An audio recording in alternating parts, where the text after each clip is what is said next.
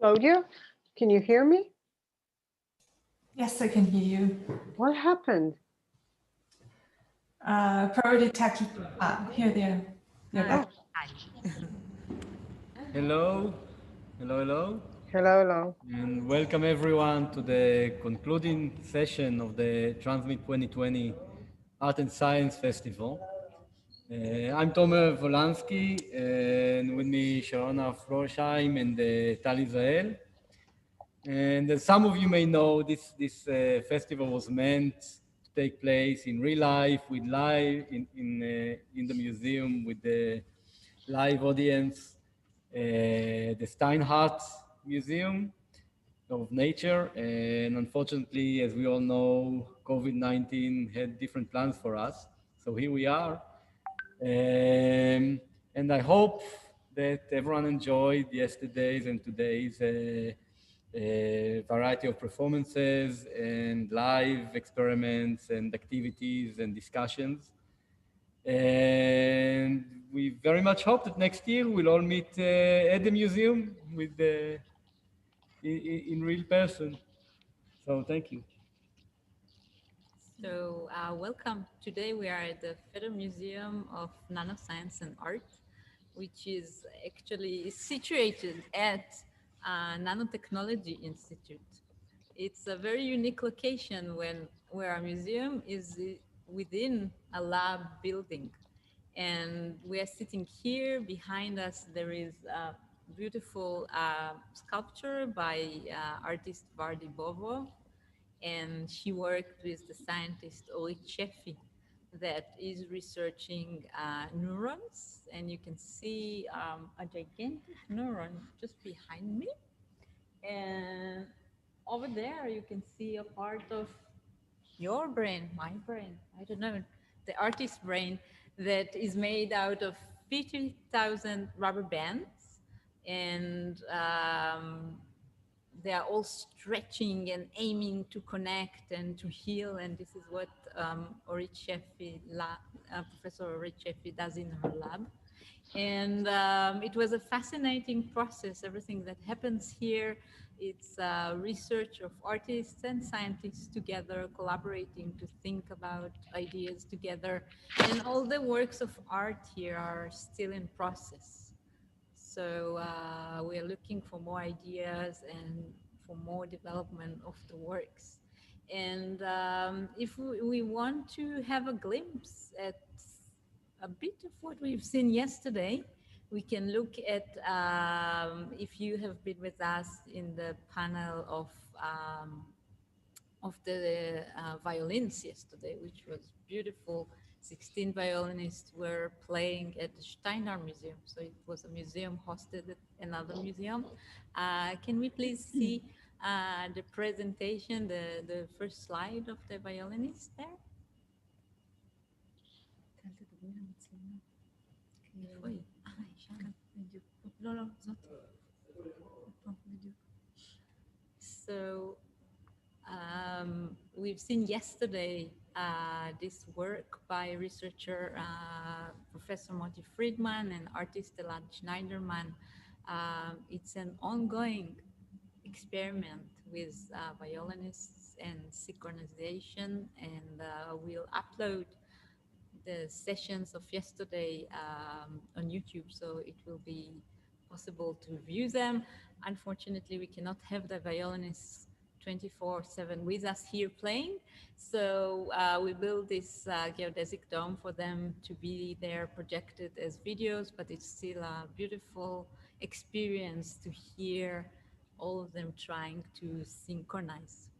And if we'll go to the second slide, please. You can see another session from yesterday, Salt Animals, triangle of research between researcher Dr. Gilit Taguri, which is a crystal researcher, and Caroline Maxwell, and paper conservators Noah Kanner McManus, and they all dived into an enigma of ever-changing painting made out of salt water from the Dead Sea and from Salt Lake in Utah. If we'll go to the next slide, we can see how it looks like when we dive into the nanoscale. You can see here the salt, the cubic of NaCl, and we can see more evidence of what happened there, but I will not tell you the whole story, so you will still have appetite to watch back our sessions. And can we go next, please?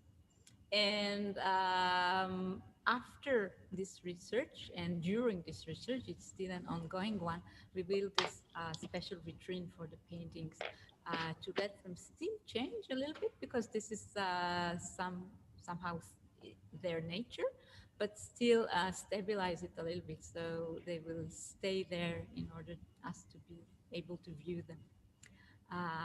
If we go to the next slide, please. We'll see another work that was not presented yesterday, but maybe we'll be there at Transmit 2025, whenever we'll have the next one. This is a beautiful work made by artist Ili Levy in the lab of Professor Shlomo Margel that is just here in the building as well. The idea is that a droplet of water is just floating over an imaginative machine that is somehow talking about the feelings of being stable and unstable in life, and it's all coated with materials from Shlomo Margel's lab, hydrophobic materials. And if we go to the next slide, can we see the next slide, please? We will see the whole machine there. It's a whole theater there. So I'm exposing just a little bit of what is going on in the museums. There's way more to show you. But indeed, the idea is that here, everything is possible. We have nanolabs here, and every idea can arrive and be researched both from the scientific side and the artistic side. And often when artists and scientists are meeting together, they find out that they need more knowledge, and then they refer to another scientist or another artist, and then the dialogue is much broader.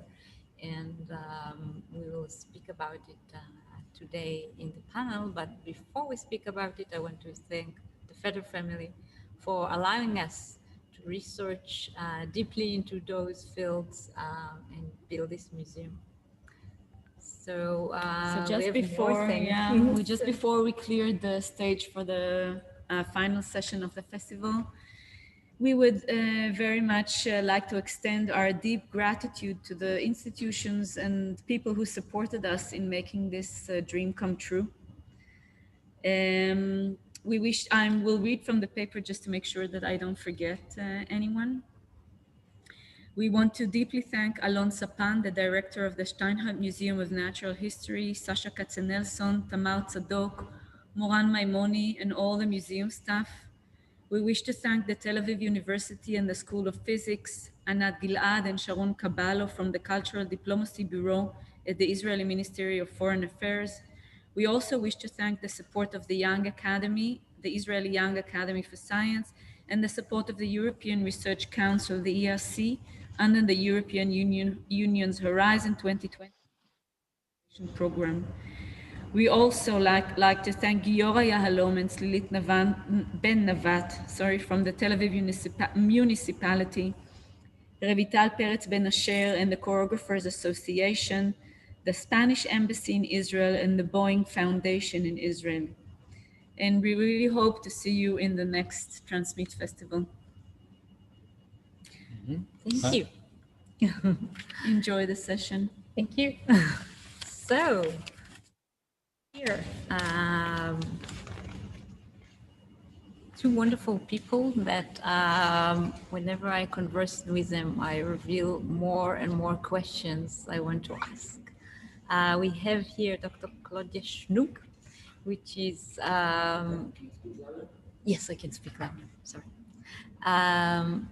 Claudia Schnug, let me show you her book that inspired me to invite her for this session today. And it's creating art science collaborations. And this is what we do here. And whenever you do something like that, you feel like you have to invent the wheel. It's not an easy thing. It's fascinating, it's beautiful, it's tough, full of failures. But when you have this book in your hand, you feel like, oh, part of this pathway was walked before, and we can rely on the experience of other people doing so. So Claudia, for many years, is researching artists and scientists collaborations. And she will speak about it today. And Orit Adar Bachar is here with us too. She's an artist and art educator, and for many years she researches her own way of thinking as an artist. So I always wanted to know, when something is brilliant, how did this person get to this idea? How is it if we talked about the sculpture behind us, which is like diving into somebody's brain? I always wanted to know how Orit is thinking about her artwork. I remember one of her artwork that I first seen, and I was fascinated by it. And now I have the chance to dive into her mind and hear about the history of this work of art. So please, Orit, can you start? All right. Thank you. Hello, everyone. So, as I said, my name is Orit Adar Bachar, and I'm a fine art artist. I'm involved in sculpture and in painting and in a video and installation. After years of working in the studio and also teaching art, I have developed a growing interest in understanding the creative process. And in this short talk, I would like to discuss two issues that have to do with the creativity and, if possible, to demonstrate it.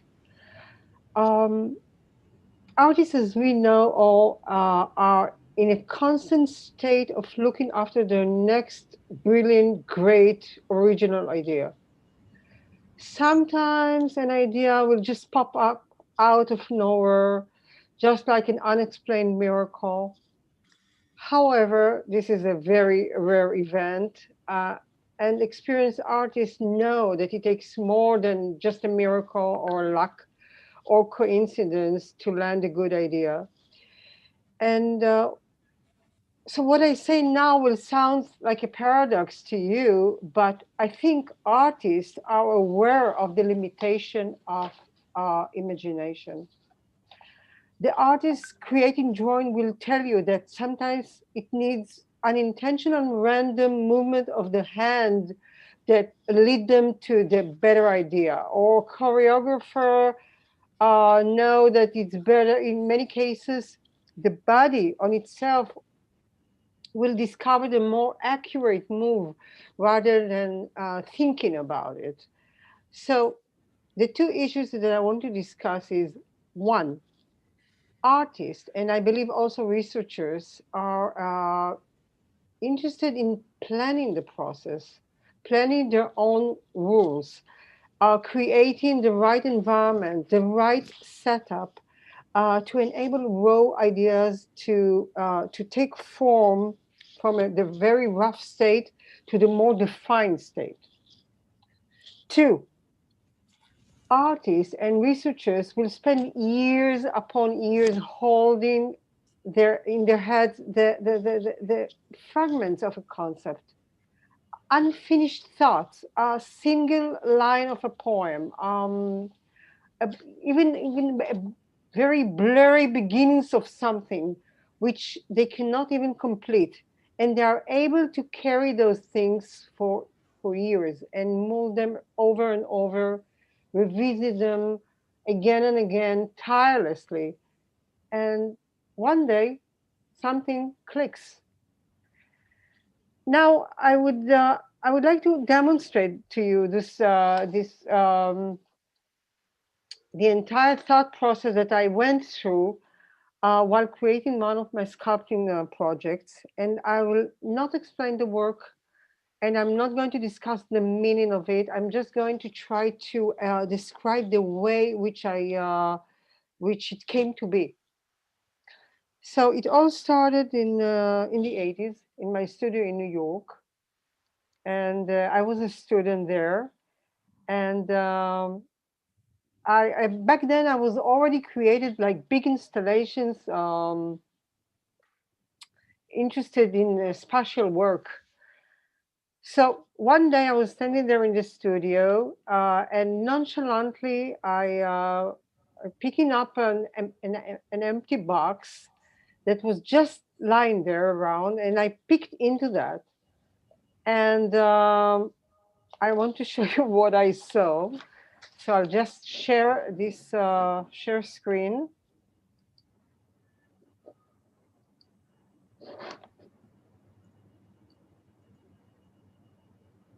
Just a second. Here. Okay. Here it is now. Just a second. That's not what I want to show you, not first.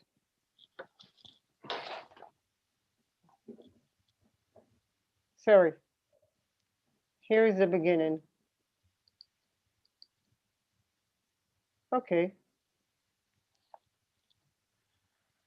So this is a cardboard. But you're box. not on share screen.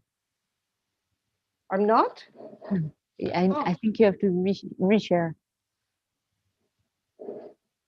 Where is it then? Oh, just a second.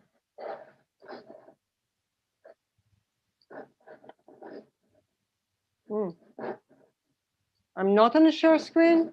No. All right. So now. And now? Yes. So just do it like this. All right. We're good. Okay, so I'm what you see here, it's a cardboard box. And there is another. It's a very small cardboard box that then I picked into them. And this is a container of eggs. And this is another one. And this is a carton of milk. And this is a container of cheese. And this is an ice cream container. You know, I kept looking at those spaces, and this is also an ice cream container. This is just a red empty plastic box. And this is a container of bleach. And this, if I'm not wrong, it's a box of, it's an empty box of headphones. And again, cardboard boxes. You know, I made holes in these containers to let the light into them. And I was amazed to see how the spaces started looking entirely industrial. And, you know, I could just forgotten all about it. And just to think it was an amusing incident, childlike moment.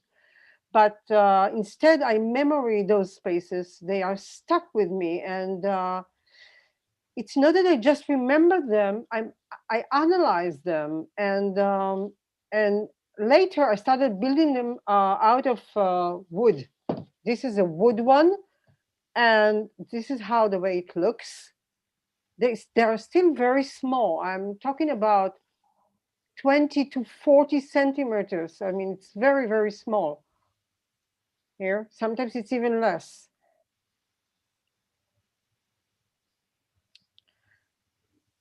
And this is how it looks in exhibition spaces, like this. And you know, later I started looking for ways to create more a dramatic feel. I was looking for, I don't know, a cinematic experience. So I I was looking for a way to do that. So I use motors and lighting, and look how it looks. And from here to there, it became a very big pieces because of the motors, and it filled an entire room. Okay. Now I want to show you a piece of video work which calls Gateways from 2012. And so first, let's look at it, and I'll talk about it later.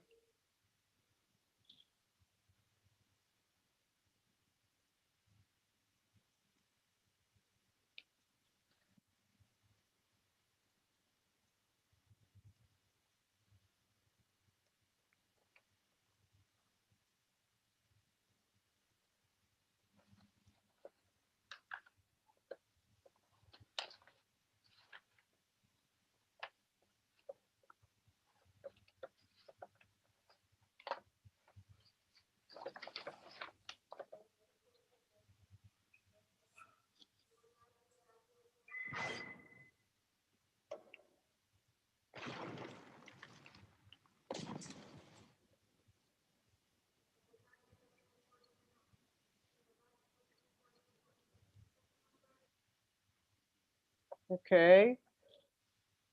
So if you haven't noticed, this was a miniature. It's a 8 meters long miniature, a wooden structure, which I worked and filmed segment by segment, as you see here, because it was too big for my studio. And what you see here is the way we created the smoke with electric kettles, and we funneled in the smoke to the miniature. And people ask me again and again, how did I imagine it, how I created it, how I designed it. And actually, it's impossible to design it. It's impossible. As I said before, artists are very aware of the limitation of imagination.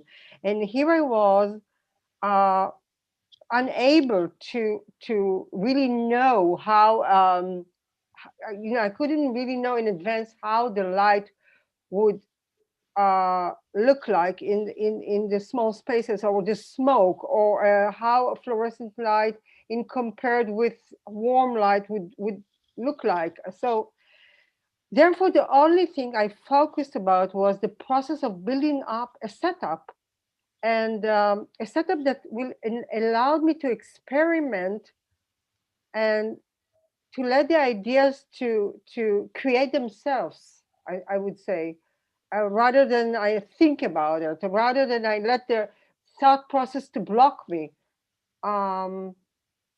Here is still the installation, but that's the way it looks. What it takes, it's a motor, a rotating motor, and wooden structure that stimulate architecture elements like walls, doors, sometimes windows, and I would shift them around, playing or using a dialogue between light and shadow and elements until I really thought it was good or accurate, and I would write it down in a sketchbook.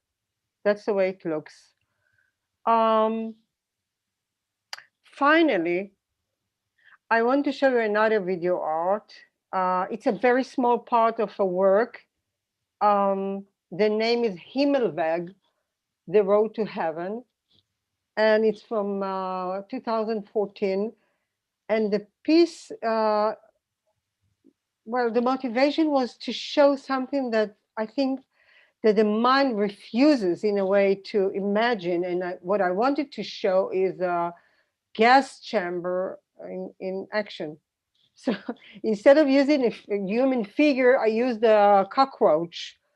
And it was very important for me that the scene would look realistic and non-realistic, or I would say surreal at the same time. One thing that's very important for me to mention is that the text that you'll hear is a authentic Nazi document uses a very sanitized language that describe one of the early experiment with gas into death people. Pay attention that Jews are referred as cargo or load. So here it is.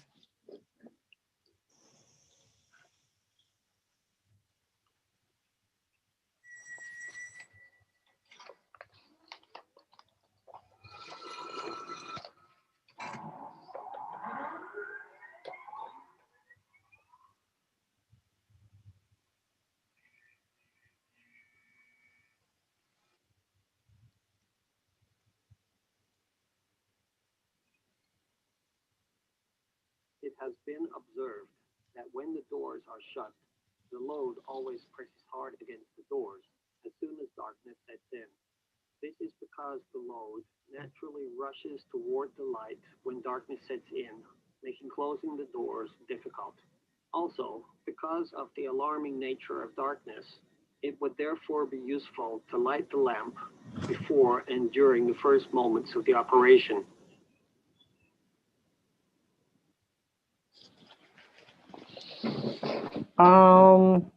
I believe that's it for now. Thank you.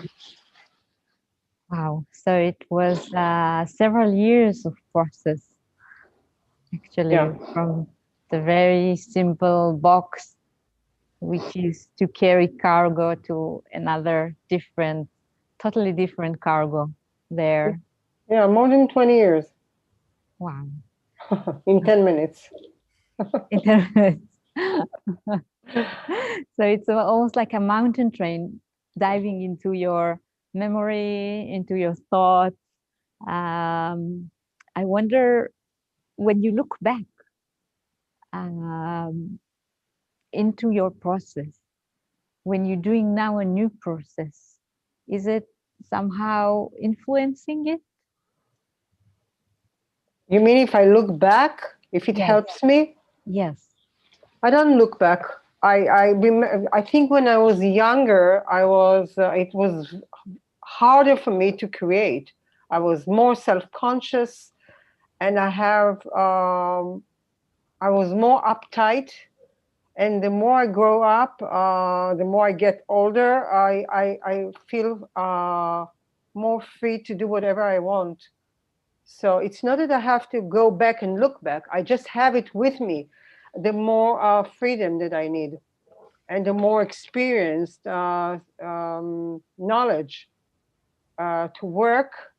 And really, if I really want something for myself, is to do whatever I want. It's not very easy. It's easy to say, but it's not easy to do. Because on the other hand, I can criticize myself over and over again, but I taught myself to ignore criticism, self-criticism. I just go and work. And when I was younger, it was harder for me to do that. That's interesting. Mm. And Claudia, when you look at process of artists and process of scientists, maybe you'll tell us about your beginning as an observer of or researcher, and also actually part of artist and science collaborations. Can you tell us about this process? From the beginning, yeah. So it started also in a very, maybe not in that as such a self-conscious process, because I started from a more external position as a researcher. I'm trained as a social and economic scientist, also with some training in cultural science. So this framed very much my approach in understanding what happens in these collaborations. But, and as soon as I got into the field, it was more the step of bringing the theoretical knowledge and what I thought I built up as how it should work, translating this to practice and to all these diverse diverse situations and brilliant people working from so many different fields that it actually started to get a little bit,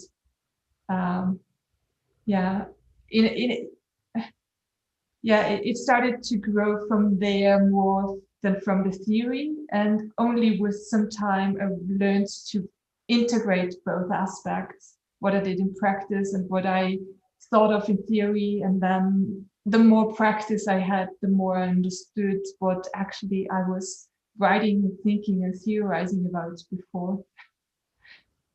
And then it's got easier, but it's still every single process is different, and every single process is another one. And I'm not sure, should I go with presentation? Or? Yes, we'd love to hear. But actually, what I heard and Orit say is, it's giving me goosebumps, because I think it's a very honest and a very important insight to an artistic process, but also actually to any process of creating something, that it's not just one spark, but it's something building up. And of course, it's also giving me goosebumps, although it's not the first time I saw this intense work you're showing, because it's really an amazing and touching work, and very intense.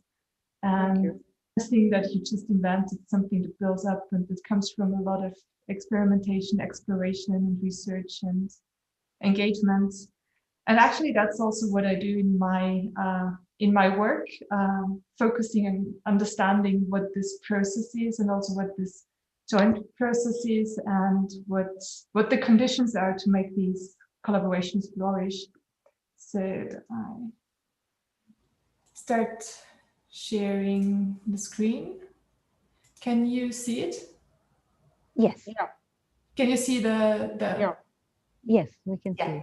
Good. I just briefly start introducing myself.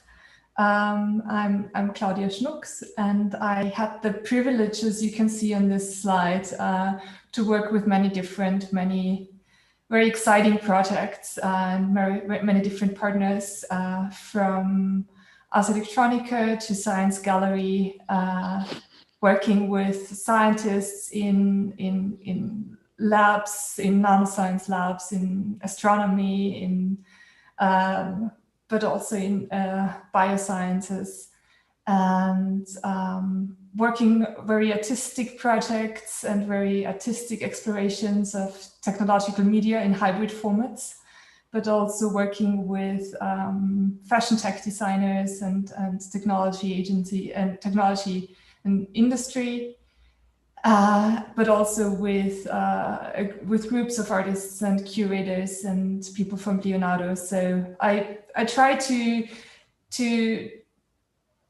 bring a lot of insights, and from my perspective as what I'm trained in as a scientist and as a researcher, into all these processes to enrich them and to understand what make art science actually flourish and interesting, and what it makes what helps these collaborations to grow, what helps them to become interesting collaborations and not one-way direction exchange of information, but also what it helps, or how it helps to bring back knowledge and new perspectives and new opportunities to the different fields. So this big question is really how to create a fertile ground for art science collaboration, and what are the conditions to make them flourish. So I tried to understand with the tools I had at hand, or I have at hand, what are different levels of these interactions that make them so interesting, so fruitful, and actually gives them such a great potential.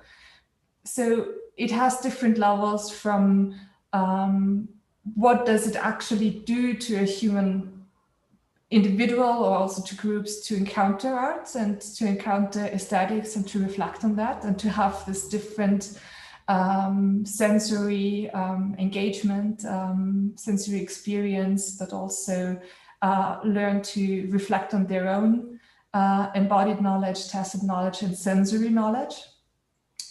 But also, what does the encounter with science do? Because it's more than giving information to the artist. It's also about tools, about new perspectives, about opening up a new space and new realms.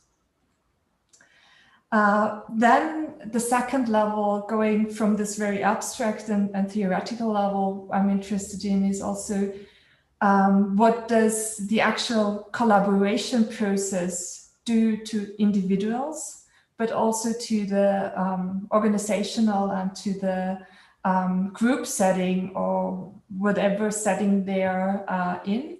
So what does these encounters do to somebody who's not used to talk to somebody who's outside their own discipline about the work they're doing in their own discipline? How does it open up their perspectives, but also how does it change their language or help to create public engagement? But also, how does it feed back into the organizational or group setting, like a scientific group, the laboratory, but also the organization itself, where this scientific person is embedded in? But also, what does it do to the artist and to their settings? Because it's also new tools and new processes the artist gets access to, but it's also feeding back into the artistic work and thus into the artistic setting and the artistic world. And then in the end, it's really how all these changes and all these experiences affect personal and organizational processes. How does this create more long-term impact? And how does it actually also then on a more long-term level feedback and create potential within the organization, within the artist's work, within the scientist's work, or within the laboratory's work, for example. So thanks again for mentioning my book in this very lovely way. It's an honor really to hear somebody talking about the book in this way. So the piece where I wrote most extensively about this is my book, Creating Art Science Collaboration, Bringing Value to Organizations, really trying to draw on different theoretical concepts, also understanding the individual, the social, and the organizational level. What does it do to create these collaborations? But also, what are the conditions these collaborations need to become impactful? But also giving some tools to understand what happens in these collaborations. Because what I've seen a lot is that many participants or practitioners are often not even aware where are all these dimensions of impact of art science collaboration on their own processes, on their own work, and what potential is there. So just to give a few aspects, is like that I'm discussing there is talking about, for example, contextualization. We've been how do we understand what we do in a broader context, in a social context? What is the social and cultural impact? But also thinking about scientists in a very in the way they are often embedded in their organizational structure, in their laboratory processes, that they rush from one project to another, that it's often very important for them to become space, or to become opportunities to create some space where they can reflect what is actually the impact of the work, what is where are connections to different disciplines or to maybe even neighboring disciplines where they can connect to, where their own work has some implications. But going back, connecting this also to the idea of liminal spaces or creating space. Previously, this morning, we had an interesting session talking with scientists and artists about future collaborations.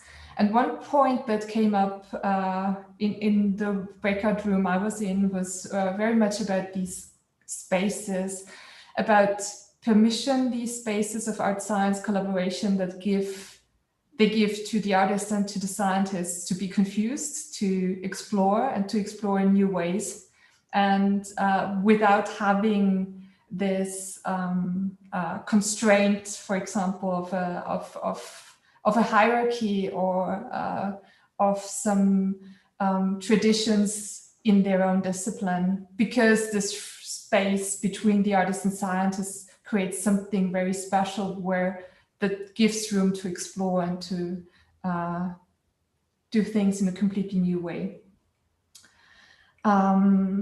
Yeah, so being aware of the time of my 10 minutes, maybe there's also one thing I want to say about the meaningful work. I think it's also a lot that's very interesting and very important about art science collaboration is to bring back some meaning to your own work, to understand why it's so important to you, why you want to do what you're doing, and to make fun and to motivate through having something that's fun and that's also exploratory and maybe sometimes also a little bit playful, but also creating this meaning and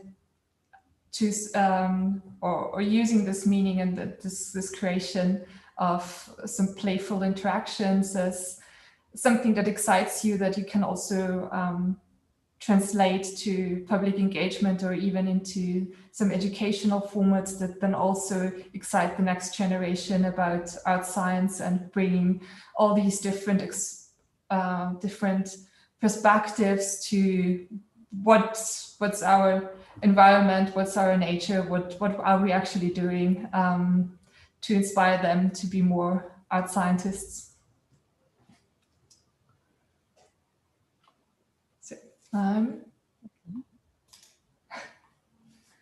So, it's really interesting, this point of the space, the need for space, either a liminal space or a place to work together. And one of the interesting things that happened here was that the director of the museum, Yuval Gareni, Professor Yuval Gareni, was actually the head of the Nano Institute here in Bar-Ilan University.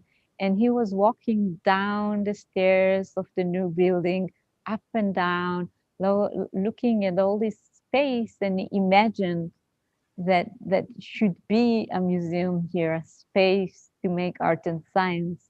And when he called me in, he said, I imagine a museum here. And I said, I can see it. It was so concrete, and there was nothing. I mean, there were stairs, there were spaces, and nothing else. So even if you have a space, you have to believe that you have a space sometimes to do so. And I think that the beautiful thing here or in other collaboration where a space is there, if sometimes it's not a physical space, even it's just time, a space in time to create, is here it's geographical space, and it's the architecture that allow to do it. It's this minute when an artist is coming in, meeting a scientist, and because of the geography of the chemistry department, biology and physics are all turned into the same space, the same kitchen. For example, here, an artist is coming to visit this, a scientist coming into the kitchen, making coffee as well. They start to chat. They go back to the lab he intended to be there from start, where he scheduled his meeting. And then just from that, we can start it. And then we have to have time to do it, to schedule to do it. Sometimes you can say that you want to make art and science, but then you have to be very precise about it. It's like an experiment, like the schedule you put in your studio. You have to be in your studio some of the days. Sometimes it's a struggle to get to the studio. You have other things to do. So although it's very romantic to think that I will do art and science, you have to prepare yourself to do it and to be patient. It takes a long time. Yes, and really to give it space and time, to give it enough time for joint exploration. A lot of time. Mhm. A lot of time. And to fail 99% of the time. That's right. But you need really the permission to have the time to go deeper, to get rid of all the shoulds and the mights and the well-behaved and the proper thoughts in order to get to the real stuff. And I want to add one more thing, that I feel that situation these days is that in an art institute, you might see a scientist being invited as a teacher, like from the computer field or technology fields. They might invite you to be a teacher in the Bezalel Academy in Jerusalem. You might see it. But the other way around, I cannot really see somebody invites me. I mean, science institution that wants, seriously, that they want an artist to be with them for a long time, being paid by that for a long time to see what happens, to see really what happens. If something happens in a very ongoing dialogue between scientists and artists. And if I can wish myself something, it's one of this, to really be invited. Actually, she was just a little gossip. She was invited to be a scientist. She came here to speak with some of our scientists, and Cool. you went to one of the labs here, I remember, and Yeah, but it's I was invited, yeah. and she was asking wonderful questions, and the scientist asked her to come over and stay with them, be a scientist as well. So it's another way to look at it. But probably, Claudia, you have experience with artists invited to all types of institutions. Yes. So there are different approaches, and what I find most interesting is that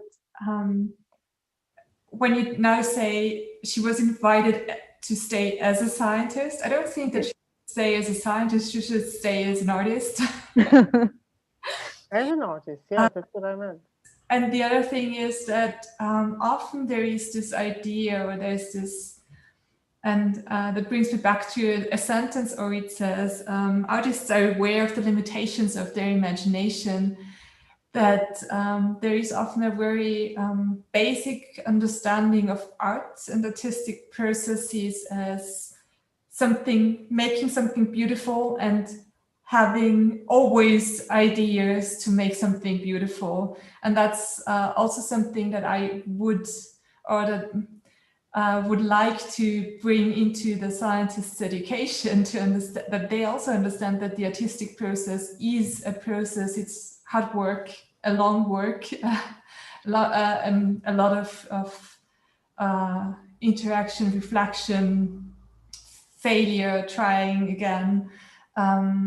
And I think in many artistic institutions, though it's changing now, and there's a lot of interesting initiatives, there are ideas or ideals of artists more as the designer or the nice person who can do beautiful PowerPoint slides and visualizations.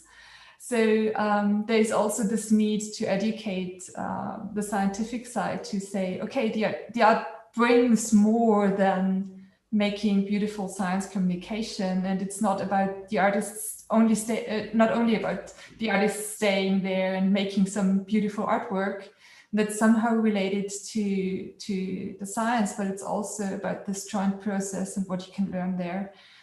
And many or most of the scientific partners I experienced and I see who had the pleasure to work with an artist completely turned into this direction and say, yes, this is the one thing we want to do. Really? Yes. Oh, that's very optimistic. Okay. There's a lot. Looking forward. Sometimes it's the experience. There's a lot around the arts because there's so much at the side. Maybe it's because there's so much at the side of any educational system as something more playful or and like physical education, whatever. So the one is to keep you fit, the other one is to have some playful element.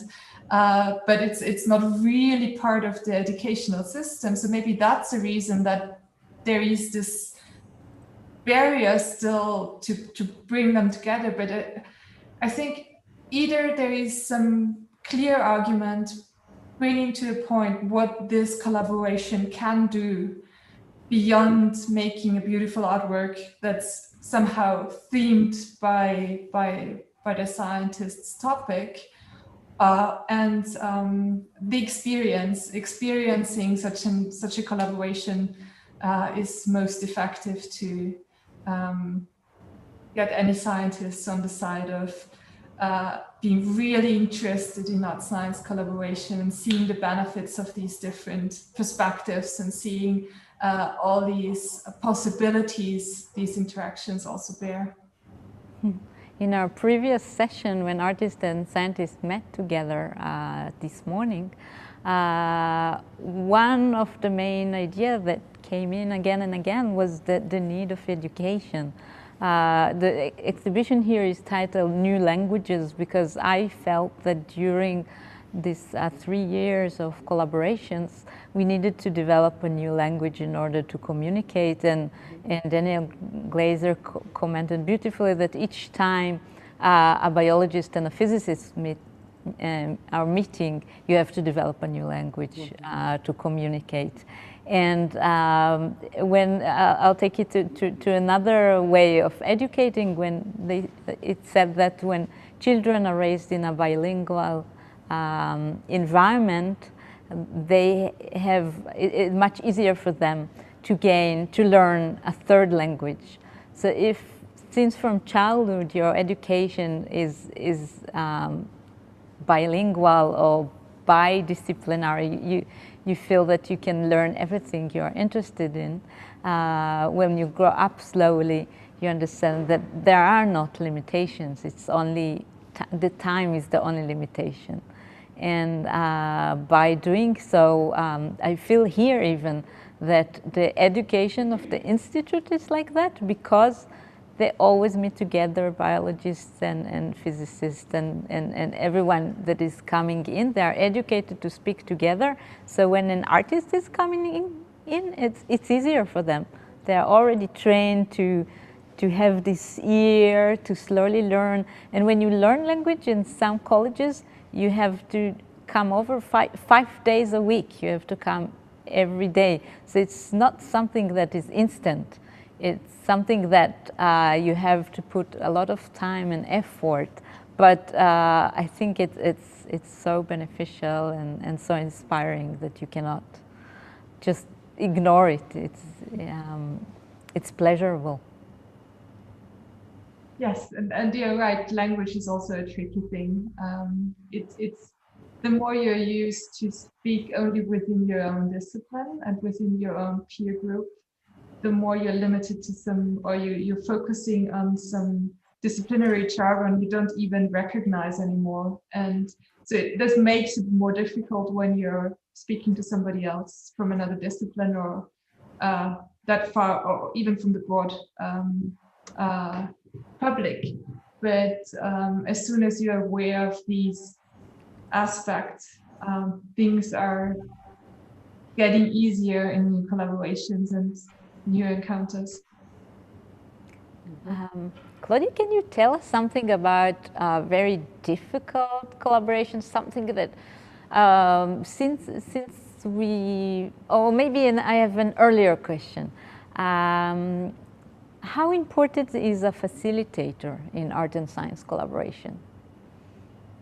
A facilitator is often very important. It depends. It's the facilitator, or it's also very much a curatorial process. It's also a lot about curation. The facilitator creates the space for the artists and scientists to meet and to engage. It's not always a very structured space, but the facilitator helps to make these conversations easier, to point to aspects, for example, where the scientists and the artists do not understand each other without noticing, or where they are overwhelmed by the ideas presented by the other.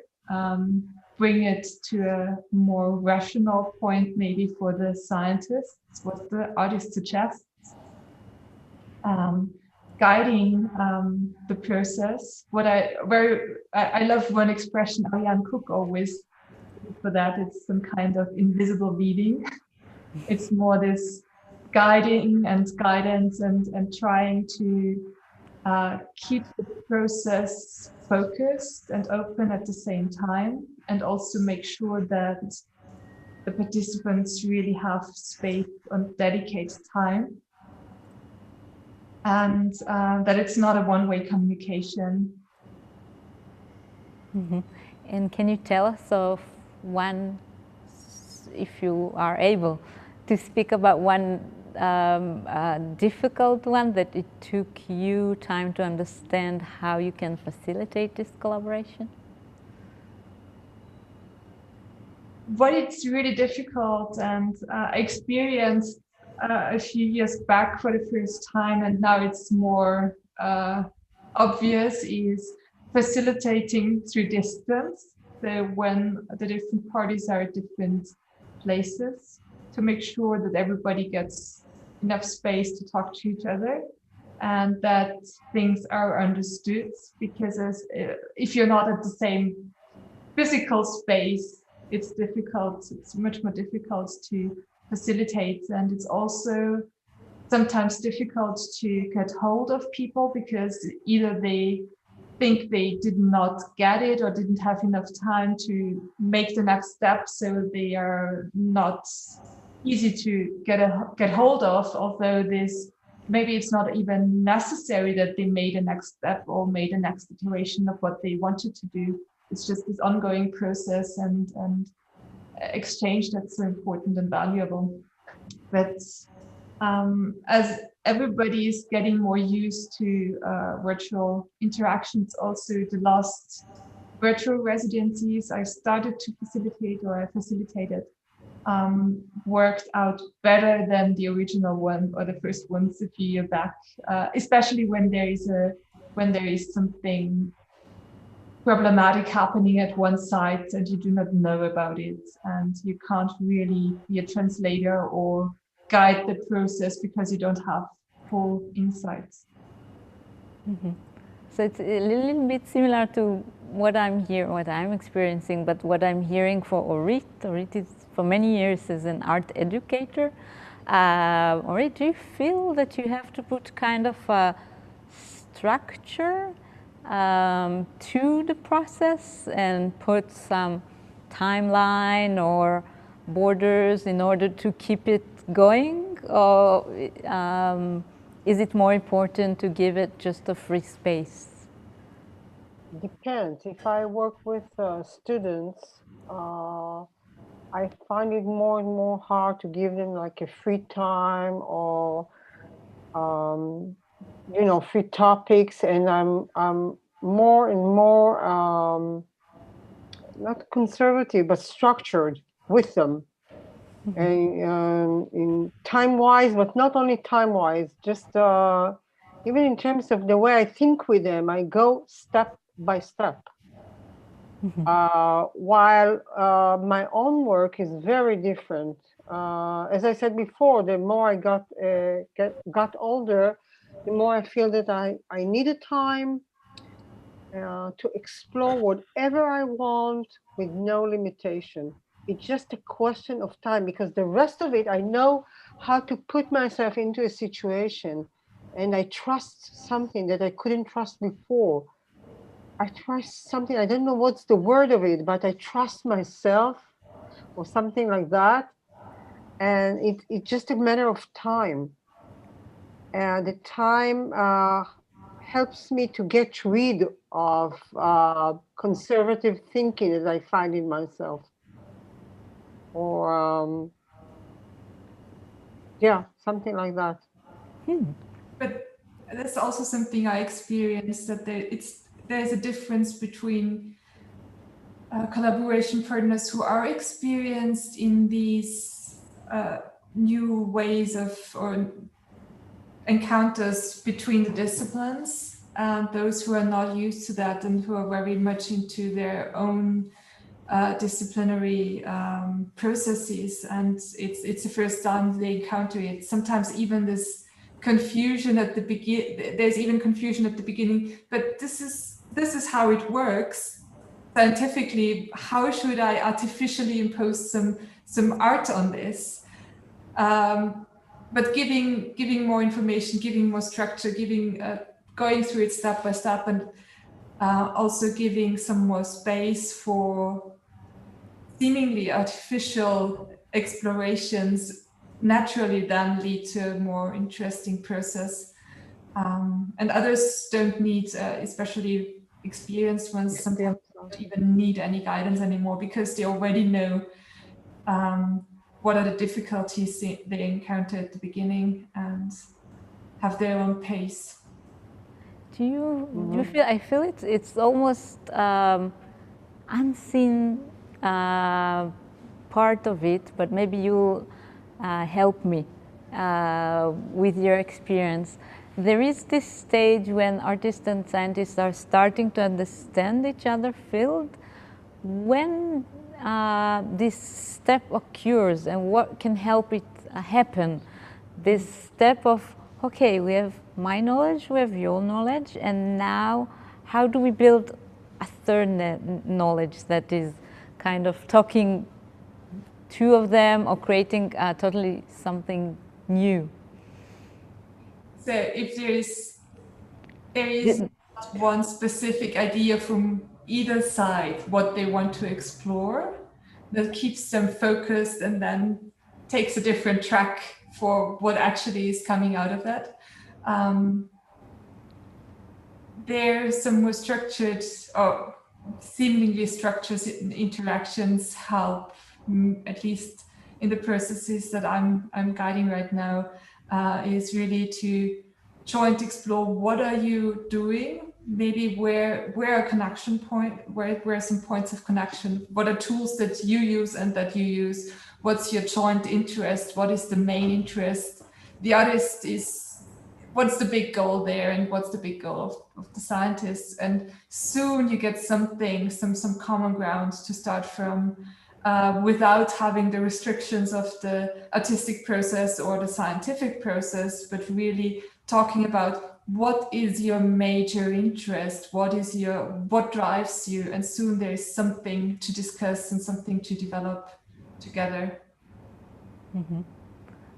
I think that sometimes there's no product at the end, there's no conclusion. It's only the process that was very interesting.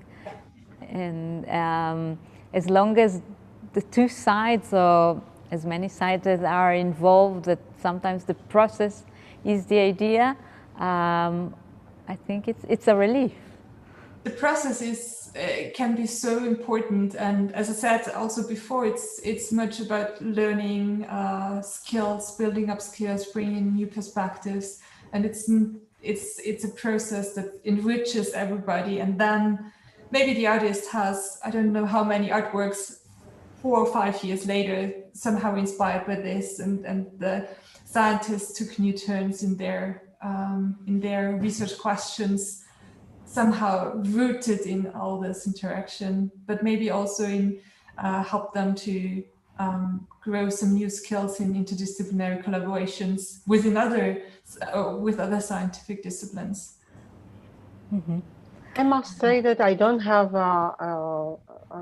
an experience with working with with scientists, but I do have some experience working with other artists. Recently, I belong to a group of artists that try to do something together, which is a very new experiment for me, experience. And what I find is that it's not a question of whether we have results or we just end up with the process, interesting process. For me, it's the moment that I feel responsible. It's a very defined moment between I'm interested intellectually and I'm interested in the argument and the talks. Very interesting indeed. But there is one moment that I feel it's mine. I'm responsible to this. I want to be involved. And from that moment, every failure and every achievement, it's mine. And it's a very different experience for me. And it's very interesting for me to know that it can happen not only me and, me privately, but also with a group. This was a very new experience for me. It's a beautiful moment, I think, that when you feel ownership and yes, it's my baby.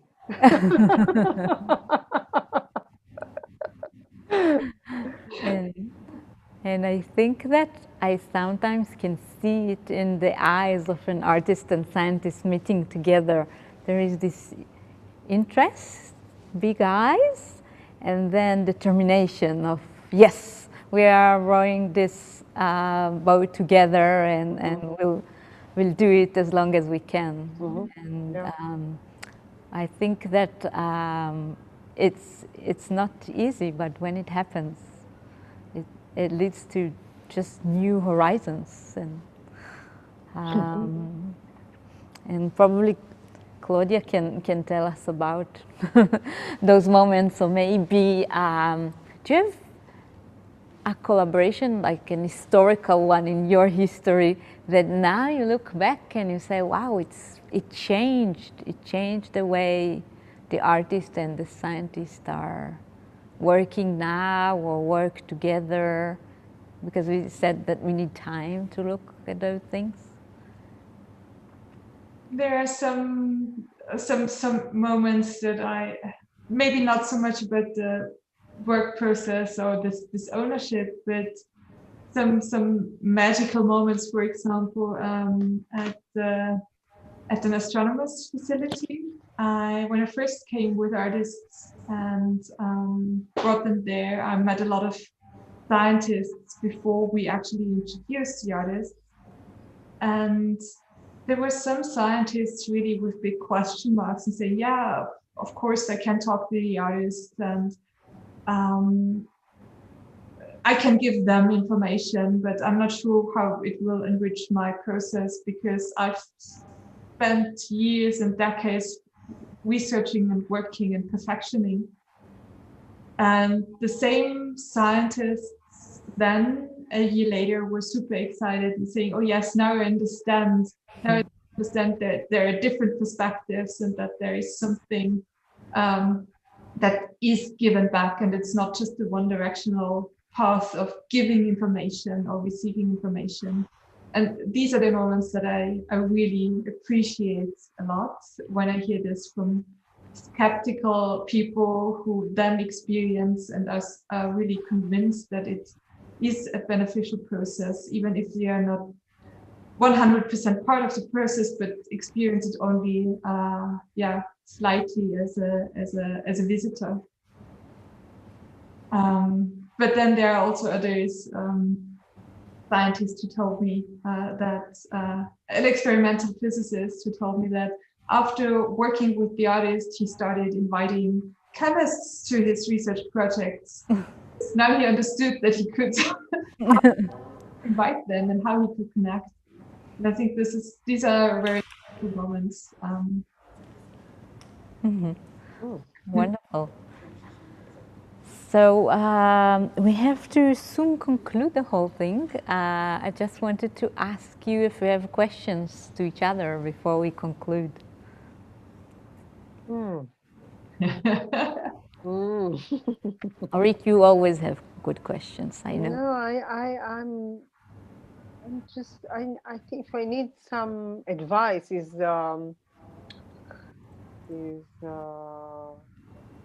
how I go on. I mean, I don't need, when it comes to my art, I know what to do, but when it comes to the research of creative processes, then I would like to know if there is a place or people or knowledge or whatever that I should engage with. It's a big question, but and it's not have to be like answered now. It's just that I would love to be connected and to collaborate with people, not to be on my own in this research. Because even in this short-term conference, it was a very, very interesting and teaching for me. Wonderful. I think it's a beautiful last or final statement, because we all should be connected. It's all about exchanging and connecting and collaborating. I hope so. It was very nice and very interesting pleasure to meet you and to hear you. And of Tal, of course, I know Tal. It was a pleasure to meet you. It was a pleasure, as I said, it gave me goosebumps to see your work and you explaining your process. Thank you. Wonderful. Thank you very much. Okay, so thank you both. It was inspiring, and I'm going to run to my studio now after meeting you and to my desk and write another idea for an exhibition here. But just before doing it, I want to thank the Nanotechnology Institute and Professor Dror Fixler, the head of the institute, for hosting us today. And our museum is hosted within a university, within an institute, so we are inside a different institute, and still it let us think and give us so many options to choose from, and for many conversations. And just a last happy note, we just got a permission to translate a part of Claudia's book to Hebrew and Arabic. So it will be possible and available soon for in our museum catalog. Thank you, Claudia, for walking us through the process. And I want to thank the whole participants of Transmit Festival, everyone that helped and advised and heard us after many cancellations due to COVID, and we are so happy that you could be with us, and hope to see you soon. Chat with us, write to us. We will be happy to hear everything. Thank you. Thank you to giving us the chance to be here. Thank you too. Thank you very much. Wonderful. Thank you. Bye-bye. Bye-bye. Goodbye. Bye.